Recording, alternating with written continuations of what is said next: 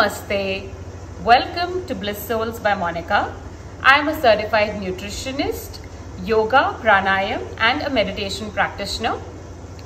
Today we'll be doing Uttanasana. It is also called as standing forward bend. It is one of the most important postures in Yogasana.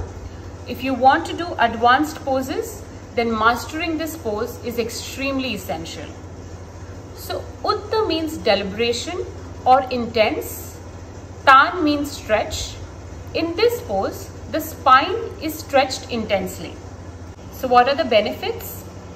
It cures abdominal pain. The spleen, liver and kidneys are activated. It also relieves abdominal pain during menstruation. It rejuvenates the spine. The most important benefit is, if you hold this pose for at least 2 minutes or more, it helps in reducing depression. Once you complete this asana, you will feel a sense of calmness and your face and eyes will glow. Also, people who face flushing or feel heaviness in their head while doing Shirshasana should first practice doing Uttanasana. Once you master this pose, you will be able to do Shirshasana with comfort and ease. So let's hop onto the mat and do the pose. Stand in Tadasana. Spread the legs a foot apart. Take both your hands up.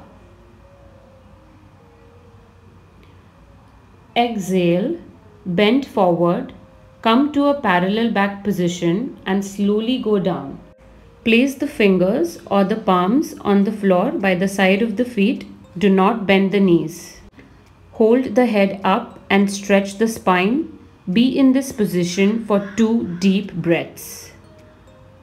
Exhale, move the trunk closer to the legs and rest the head on the knees.